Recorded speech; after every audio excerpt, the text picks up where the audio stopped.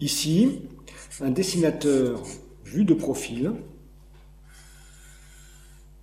qui regarde à l'horizontale. Nous avons vu que c'était une situation pratique en perspective, car toutes les verticales de l'espace, étant perpendiculaires au regard, ne subissent aucun raccourci perspectif. Mais c'est une situation parfois inconfortable, car un regard horizontal, avec un champ de vision raisonnable, ne permet pas de voir ce qui se passe en partie basse ou en partie haute. Le dessinateur doit alors, pour atteindre ces zones, en gardant un regard horizontal, soit s'accroupir, soit se surélever, ou encore s'éloigner, alors que dans la réalité, une simple inclinaison du regard vers le bas ou vers le haut aurait suffi pour atteindre ces zones. Nous allons donc étudier ce que deviennent les incontournables de notre environnement, c'est-à-dire les horizontales et les verticales, dans une perspective non horizontale. Pour nous, dessinateurs, le centre de notre dessin reste toujours le centre de notre regard, lui-même braqué résolument sur l'horizon pour un regard horizontal.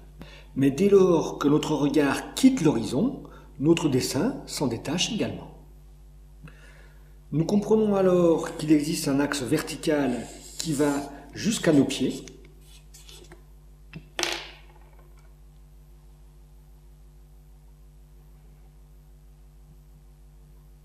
et à l'opposé, jusqu'au-dessus de notre tête.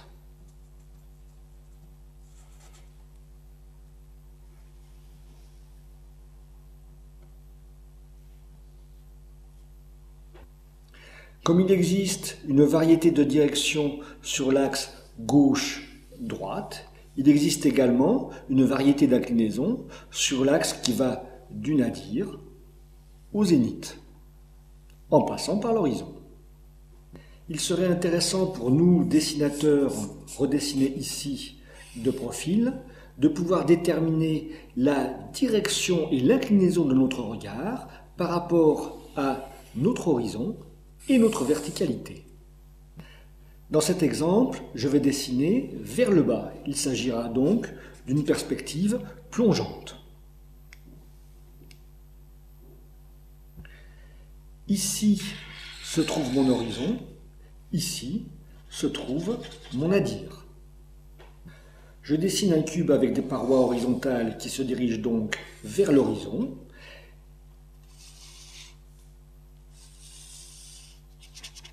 Et des parois verticales qui se dirigent vers le nadir. Je ferme la base de mon cube vers l'horizon. Voici donc un cube en perspective plongeante.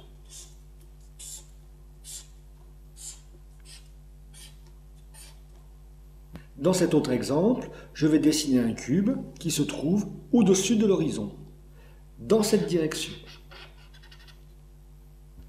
Mon horizon se trouve toujours ici, mais ce coup-ci, je vais dessiner mon cube dans cette zone par rapport à mon zénith qui se trouve ici. Les surfaces horizontales seront toujours tracées par rapport à l'horizon,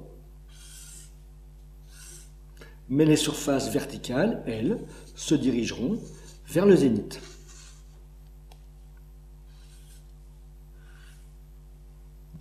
Voici donc mon cube en perspective plafonnante.